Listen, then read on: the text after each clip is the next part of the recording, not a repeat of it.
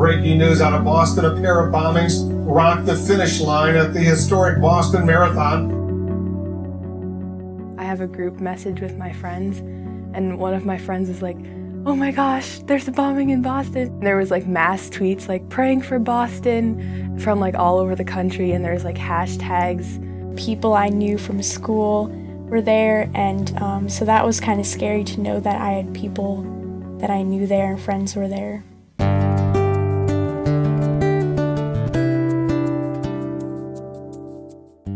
As a parent, watching these three kids watch this unfold on TV was pretty scary. When these things happen, you try to say, well, it would never happen to us here.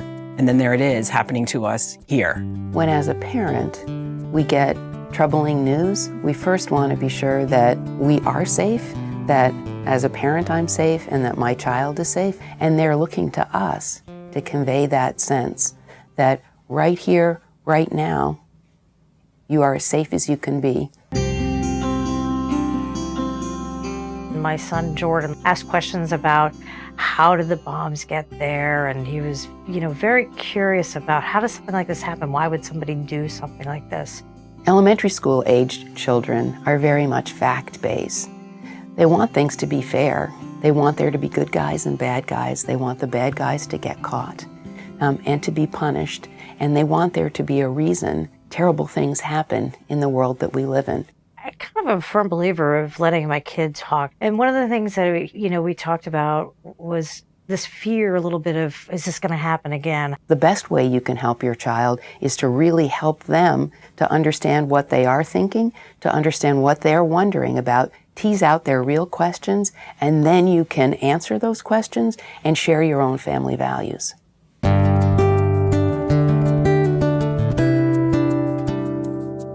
No me gusta andar mintiéndoles y ocultándoles la realidad. Entonces, con ellas hablamos a diario sobre temas y sucesos que pasan, no solamente aquí, sino a nivel mundial. Y no es que uno no va a tener miedo ni que va a estar nervioso sobre esas cosas, porque es algo natural. Pero sí me gusta mantenerlas informadas y hablarles con la realidad, la verdad, sobre lo que está pasando a nivel mundial, no solamente. A family's personal experiences of safety in their community and in the world will affect their perspectives on a new and troubling event. En realidad, como ella dijo, mi mamá no nos esconde nada. Ella siempre nos dice las cosas como son y así es. O sea, no es que lo diga como de una manera pesada ni nada, pero tampoco lo va a decir como para tratar de escondernos algo, porque como ella dice, pienso que sería algo torpe estar escondiendo algo cuando de todas maneras lo vas a saber después. We talked about how many people we bump into in the course of a day. Thousands and thousands of people bumping into each other, incident-free, and it's pretty amazing and remarkable. And that made him feel better. As parents, we end up wanting to be able to share with them that more times than not, there are more good people than bad people, more times than not. When you do the right thing, good things happen, but we also can't promise that that will be true. And one of the sad things that happens after an event like the one that affected Boston in 2013 is that sense of safety for many families was changed forever. We are asking you to stay indoors, to stay in your homes for the time being.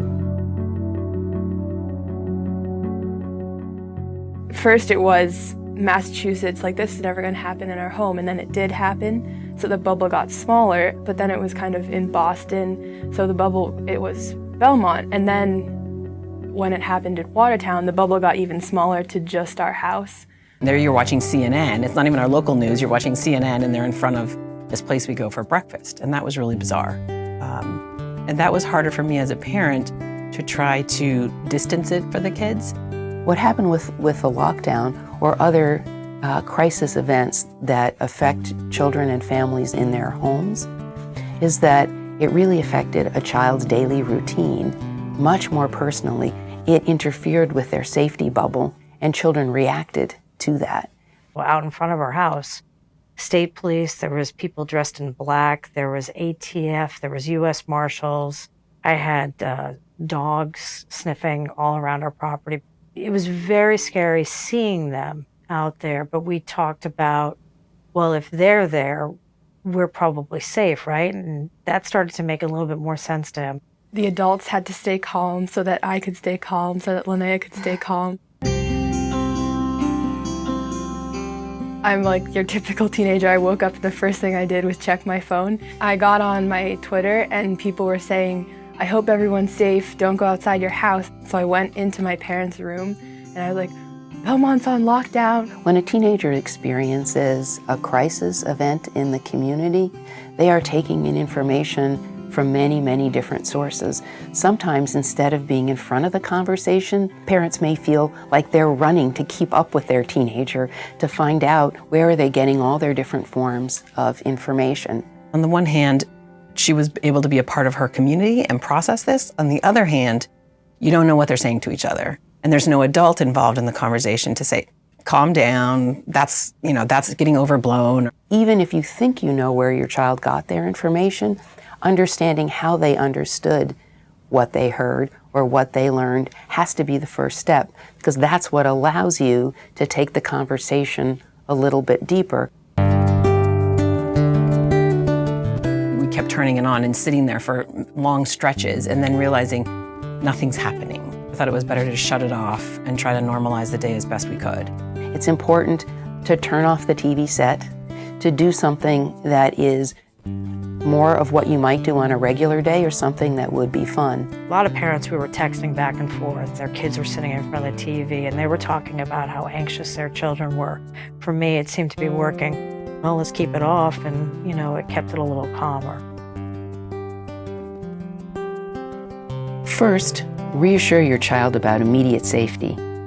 Be the one to explain troubling events to your child and to uncover your child's understanding of them. Be mindful that too much or unsupervised media exposure can perpetuate feelings of ongoing danger and increase anxiety. Make sense of a community crisis or an act of violence together. It'll take many conversations and will ultimately reflect your family values. Preparedness helps in a crisis. A marathon bombing is a very, very rare event. Create and practice safety plans for common challenges, like being lost in a crowd, getting a flat tire, or a cell phone that doesn't work. Knowing what to do increases a child's sense of security and confidence. As much as we wish crises wouldn't happen, the world is an uncertain place. The responses to a community crisis can show our children healthy ways to cope and help them develop valuable skills for a lifetime.